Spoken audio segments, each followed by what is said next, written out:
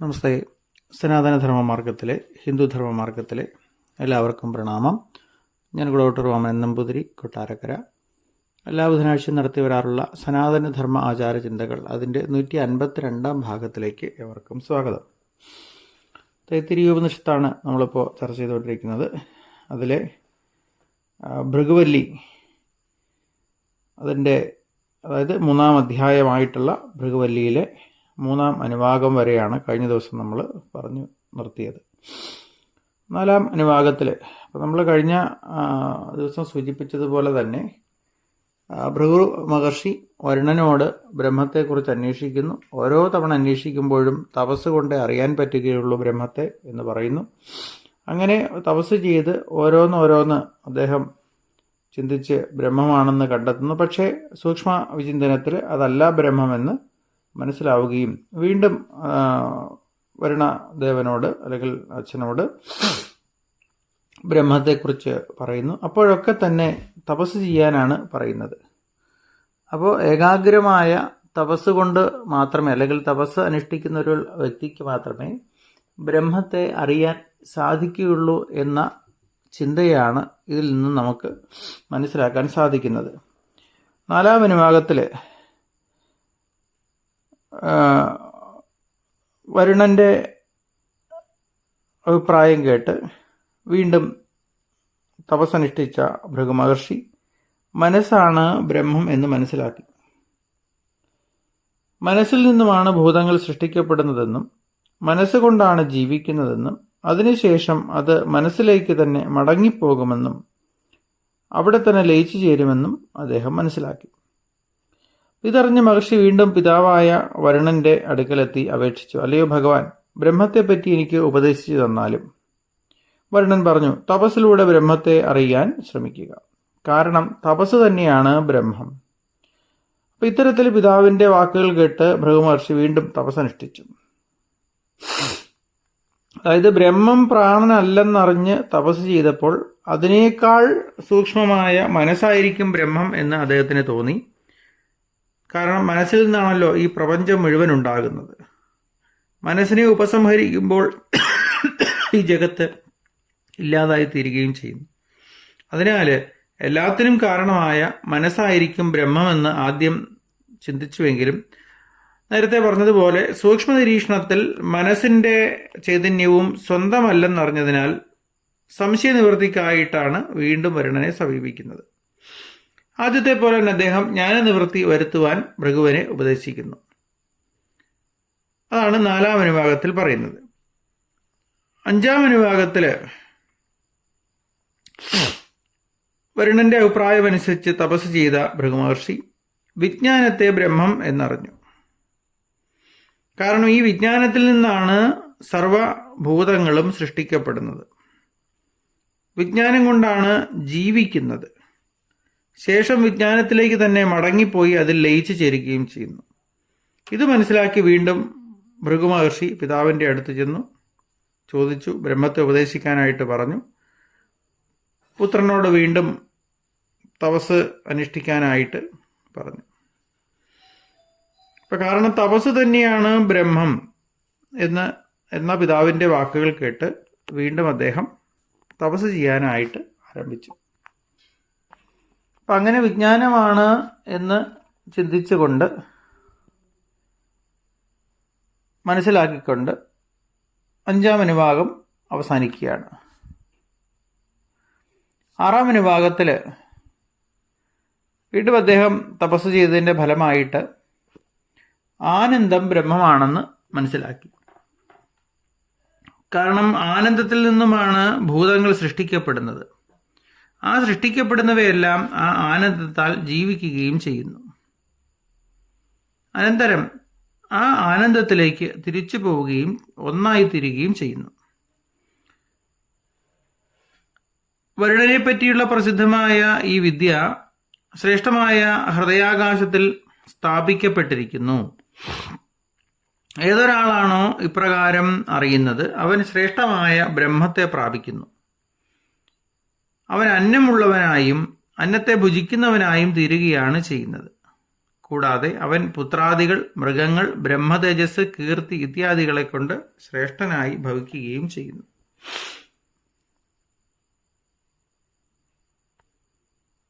അപ്പൊ ഇതാണ് 6-ാം അനുവാകത്തിലെ മന്ത്രത്തിന്റെ ഒരു സാമാന്യമായ താല്പര്യം എന്ന് പറയുന്നത്. അതായത് ആനന്ദം ബ്രഹ്മമാണെന്ന് ഭൃഗു മഹർഷി അറിയുന്നതാണ് 6-ാം അനുവാകത്തിന്റെ പ്രത്യേകത എന്ന് പറയുന്നത്. അപ്പൊ ഇങ്ങനെ ഭൃഗു മഹർഷി വീണ്ടും വീണ്ടും തപസ് ചെയ്ത് ആനന്ദമാണ് ബ്രഹ്മമെന്ന തീരുമാനത്തിലെത്തി. തപസ് കൊണ്ട് മാത്രമേ ബ്രഹ്മത്തെ അറിയാൻ സാധിക്കൂ എന്ന് മനസ്സിലാക്കുന്നു. അന്നം നശ്വരവും പ്രാണൻ ബോധരഹിതവും മനസ്സ് മാറ്റമുള്ളതുമാണ് എന്നറിയുന്നു. കൂടാതെ വിജ്ഞാനം സുഖദുഃഖാദികൾക്ക് വിധേയവും പരിച്ഛിന്നവുമാണ് എന്ന് മനസ്സിലാക്കുന്നു. അതുകൊണ്ട് ഇവയൊന്നും ബ്രഹ്മമാകാൻ വഴിയില്ല എന്നും അവസാനം ധ്യാനത്തിൻ്റെയും തപസ്സിൻ്റെയും ഫലമായി ആനന്ദമാണ് ബ്രഹ്മമെന്ന് അദ്ദേഹം മനസ്സിലാക്കി. ഇവിടെ ആനന്ദം എന്ന് പറയുന്നത് നമ്മൾ നേരത്തെ സൂചിപ്പിച്ച ആനന്ദമയ കോശമല്ല. ആ ആനന്ദമയ കോശത്തിൻ്റെയും ആത്മാവായി പറഞ്ഞ ആനന്ദമാണ് ഇവിടെ പറയുന്ന, അല്ലെങ്കിൽ ഇവിടുത്തെ ആനന്ദത്തിന്റെ താല്പര്യമെന്ന് പറയുന്നത്. കാരണം ഈ ആനന്ദം പരമമായ ഹൃദയാകാശത്തിൽ സ്ഥാപിതമായി പറഞ്ഞിരിക്കുന്നു. നമ്മൾ നേരത്തെ പറഞ്ഞു, ബുദ്ധിക്കുണ്ടാകുന്ന സന്തോഷമാണ് ആനന്ദം, അല്ലെങ്കിൽ ബുദ്ധിക്കുണ്ടാകുന്ന ഉണർവാണ് ആനന്ദം. ആ ആനന്ദം തന്നെയാണ് ബ്രഹ്മം. ആ ബ്രഹ്മത്തെ, ആനന്ദമാണ് ബ്രഹ്മമെന്നറിഞ്ഞതോടുകൂടി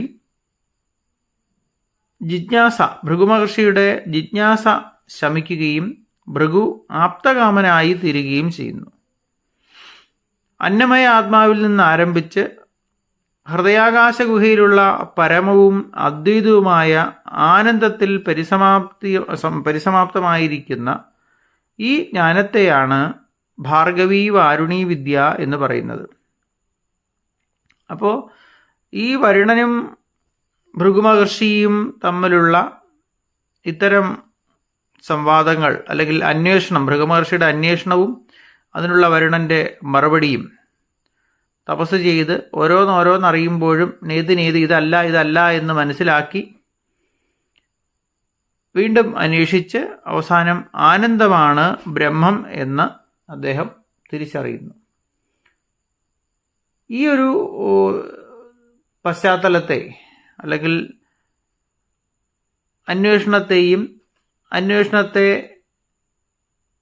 അന്വേഷണത്വരയെ വർദ്ധിപ്പിക്കുന്ന വരുണന്റെ ഭൃഗുവിനോടുള്ള മറുപടിയെയും, വരുണന്റെ ഉപദേശമനുസരിച്ച്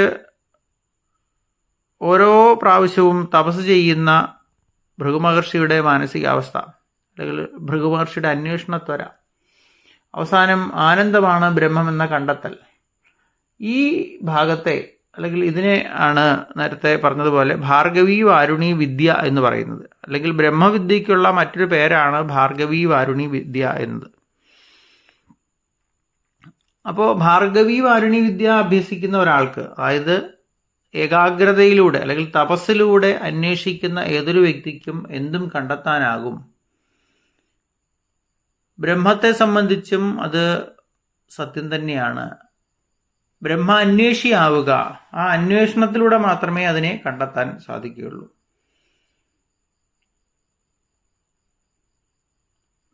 ക്ഷമയോടുകൂടിയുള്ള അന്വേഷണം അവസാനം ബ്രഹ്മ സാക്ഷാത്കാരത്തിലേക്ക് നമ്മളെ നയിക്കും, തീർച്ചയായിട്ടും നയിക്കും എന്ന് ഈ ഒരു സന്ദർഭം നമ്മളെ ഓർമ്മിപ്പിക്കുന്നു.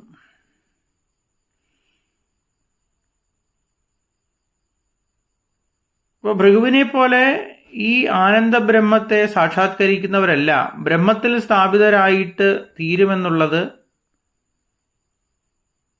മുഖ്യ ഫലമായിട്ടാണ് പറയുന്നത്.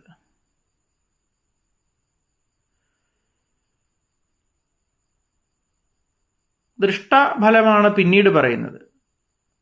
അങ്ങനെ സാക്ഷാത്കരിക്കുന്നവന് ധാരാളം അന്നമുണ്ടാകും, അത് അനുഭവിക്കാനുള്ള കഴിവുണ്ടാകും. കൂടാതെ ഈ ലോകത്തിൽ എല്ലാവരും ആഗ്രഹിക്കുന്ന സകലവിധ ഐശ്വര്യവും പ്രസിദ്ധിയും ഉണ്ടായി അവനൊരു ശ്രേഷ്ഠനായി തീരുകയും ചെയ്യും എന്ന് പറഞ്ഞുകൊണ്ട് 6-ാം അനുഭാഗം അവസാനിക്കുന്നു. 3-ാം അധ്യായത്തിലെ 6-ാം അനുഭാഗം. അപ്പോൾ ഈ ബ്രഹ്മത്തെ സാക്ഷാത്കരിക്കുന്നവന് സാക്ഷാത്കരിക്കാൻ, അതായത് അവന് വശപ്പെടാത്തതായി യാതൊന്നും തന്നെയില്ല. കാരണം എല്ലാത്തിൻ്റെയും മൂലകാരണത്തെയാണ് കണ്ടുപിടിക്കുന്നത്. ആ കാരണത്തെ അറിഞ്ഞു കഴിഞ്ഞാൽ എന്താണ് ഈ പ്രപഞ്ചത്തിൻ്റെ നിലനിൽപ്പിന് ആധാരമായിട്ടുള്ളത്, അല്ലെങ്കിൽ പ്രപഞ്ചത്തെ നിയന്ത്രിക്കുന്നത് എന്താണ് എന്ന് അന്വേഷിച്ച് അനുഭവിച്ച് കണ്ടുപിടിച്ചു കഴിഞ്ഞാൽ നമുക്ക് വശപ്പെടാത്ത യാതൊന്നും ഈ ലോകത്തിലില്ല എന്നാണ് ഈ ഒരു സന്ദർഭത്തിൻ്റെ താല്പര്യമെന്ന് പറയുന്നത്. ഇപ്പോൾ ബ്രഹ്മം എന്താണെന്നറിയാൻ തപസ്സനുഷ്ഠിക്കാൻ വരുണൻ പറഞ്ഞ അതേ കാര്യം തന്നെയാണ് ബ്രഹ്മത്തെ അറിയാനുള്ള മാർഗമെന്ന് പറയുന്നത്. കാരണം ഇതൊക്കെ നമുക്ക് അനുഭവത്തിൻ്റെ വെളിച്ചത്തിലേക്ക് വരണമെങ്കിൽ അത് തപസ്സിലൂടെ മാത്രമേ സാധിക്കുകയുള്ളൂ. ബ്രഹ്മം ഇന്നതാണ് എന്ന് നമ്മുടെ പൂർവികർ ഋഷിവര്യന്മാർ പറഞ്ഞു വെച്ചു, അല്ലെങ്കിൽ വരുണനിലൂടെ ഭൃഗുമഹർഷി കണ്ടെത്തി, അത് നമ്മൾ മനസ്സിലാക്കി. പക്ഷേ അതല്ല അതിൻ്റെ മർമ്മം. അത് ഓരോരുത്തരിലും അനുഭവവേദ്യമാകണം. ആ അനുഭവവേദ്യമാകണമെങ്കിൽ അത്തരത്തിലുള്ള ഒരു തപസ് ആവശ്യമാണ്. അപ്പോൾ തീർച്ചയായും അന്വേഷണാത്മകതയോടുകൂടി തപസ് ചെയ്യുന്ന ഒരു വ്യക്തിക്ക് ബ്രഹ്മസാക്ഷാത്കാരം നേടാൻ സാധിക്കുമെന്നാണ് ഈ സന്ദർഭത്തിൽ നിന്ന് നമുക്ക് മനസ്സിലാകുന്നത്.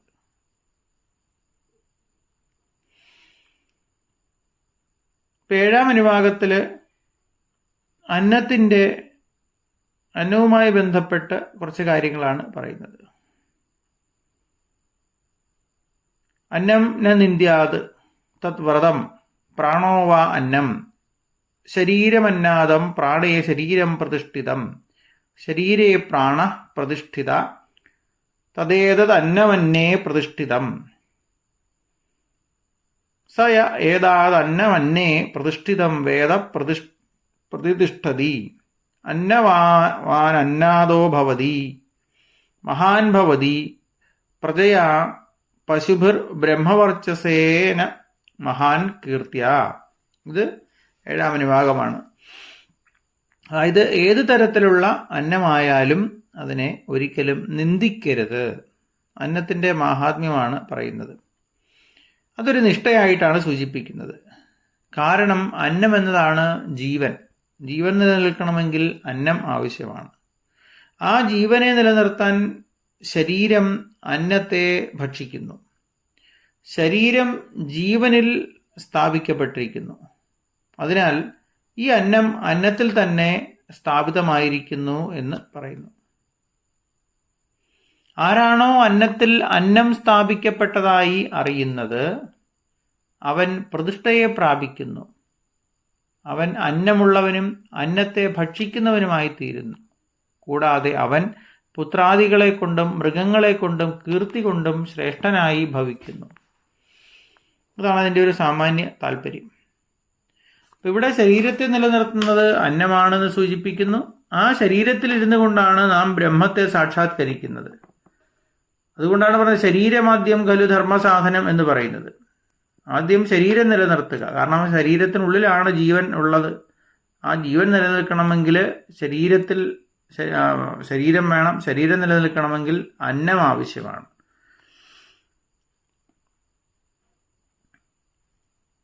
അപ്പം അങ്ങനെ ചുരുക്കത്തിൽ ബ്രഹ്മസാക്ഷാത്കാരത്തിന് സഹായമായി തീരുന്ന ഒന്നാണ് അന്നം. ആ അന്നത്തെ നിന്ദിക്കരുത് എന്നുള്ളത് ഒരു വ്രതമായിട്ട് ബ്രഹ്മോപാസകന്മാർ സ്വീകരിക്കേണ്ടതാണ് എന്നിവിടെ സൂചിപ്പിക്കുന്നു. ഏതൊന്നിനെ നിലനിർത്തുന്നത് അത് അതിൻ്റെ അന്നമാകുന്നു. അന്നം എന്ന് പറയുമ്പോൾ കേവലം ഭക്ഷണം മാത്രമായിട്ട് ഇവിടെ എടുക്കണ്ട. ഈ ഒരു വരികളിലൂടെ നമുക്കത് മനസ്സിലാക്കാൻ സാധിക്കും.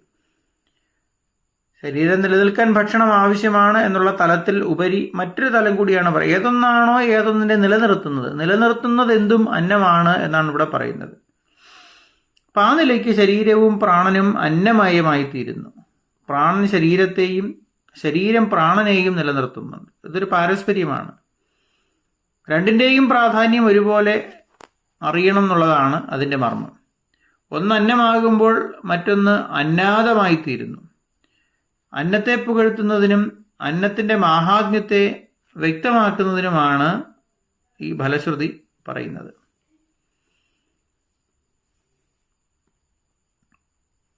അപ്പം ഇവിടെ ബ്രഹ്മസാക്ഷാത്കാരത്തിനുള്ള, അതായത് സമഷ്ടി രൂപത്തിലുള്ള പ്രാണനും ശരീരവും ധ്യാന വിഷയമാക്കുന്നത് ബ്രഹ്മസാക്ഷാത്കാരത്തിനുള്ള ഒരു പ്രധാന ഉപാധിയായിട്ടാണ് പറയുന്നത്.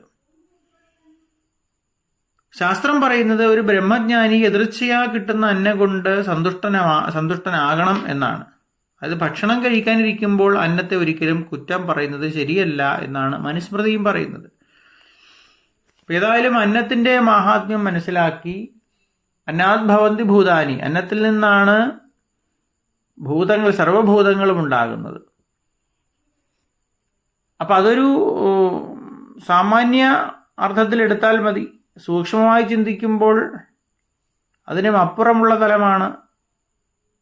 ആത്മാതലത്തിൽ നിന്നാണ് പ്രാണന്റെ അല്ലെങ്കിൽ ജീവന്റെ ഉൽപ്പത്തി. അവിടെ നിന്ന് താഴേക്ക് വരേണ്ട ഒരു സ്ഥിതി വരും. അല്ലെങ്കിൽ താഴ്ന്ന മുകളിലോട്ട് എത്തുമ്പോൾ ഇതിനെല്ലാം ആധാരമായിട്ടുള്ള ഒന്നാണ് ബ്രഹ്മം എന്ന് പറയുന്നത്. ആ ബ്രഹ്മത്തെ അറിയാൻ ശരീരം ആവശ്യമാണ്. ശരീരത്തോടു കൂടിയേ ആ ആനന്ദത്തെ, ബ്രഹ്മത്തെ അനുഭവിച്ചറിയാൻ സാധിക്കുകയുള്ളൂ. ആ ആനന്ദമാണ് ബ്രഹ്മമെന്ന് ഭൃഗു മഹർഷി കണ്ടെത്തുകയും ചെയ്യുന്നുണ്ട്. അപ്പം ആ ആനന്ദത്തെ അനുഭവിക്കാൻ ശരീരം ആവശ്യമാണ്. ശരീരത്തിലൂടെയാണ് ഇതിനെ അനുഭവിക്കുന്നത്. അനുഭവിച്ച് മോക്ഷാവസ്ഥയിലെത്തിയാൽ ശരീരത്തെ ഉപേക്ഷിക്കാം, അല്ലെങ്കിൽ ശരീരത്തെ ഉപേക്ഷിച്ചുകൊണ്ട് മോക്ഷാവസ്ഥയെ പ്രാപിക്കാം. പക്ഷേ ഇതൊക്കെ അറിയണമെങ്കിൽ ശരീരം നിലനിൽക്കണം. ശരീരം നിലനിൽക്കണമെങ്കിൽ അന്നം ആവശ്യമാണ്. അതുകൊണ്ട് അന്നത്തെ നിന്ദിക്കുന്നത് ബ്രഹ്മസാക്ഷാത്കാരത്തിനുള്ള, അല്ലെങ്കിൽ ബ്രഹ്മോപാസകനെ സംബന്ധിച്ച് ബ്രഹ്മസാക്ഷാത്കാരത്തിനുള്ള തടസ്സമായി തീരും. അതുകൊണ്ട് അന്നത്തെ നിഷേധിക്കരുത്, അന്നത്തെ നിന്ദിക്കരുത് എന്ന് പറയുന്നു. അപ്പോൾ ഇത്രയും പറഞ്ഞുകൊണ്ട് 3-ാം അധ്യായത്തിലെ 7-ാം അനുവാകം അന്നത്തിൻ്റെ പ്രാധാന്യവും അതും ശരീരവും മനസ്സും ആത്മാവും ഒക്കെ ആയിട്ടുള്ള ബന്ധം സൂചിപ്പിച്ചുകൊണ്ട് 7-ാം അനുവാകം അവസാനിക്കുന്നു. അപ്പോൾ ഇത്രയും സൂചിപ്പിച്ചുകൊണ്ട് ഇന്നത്തെ പ്രഭാഷണം അവസാനിപ്പിക്കുകയാണ്. എൻ്റെ ഫോൺ നമ്പർ 94 47 30 62 73. നമസ്തേ.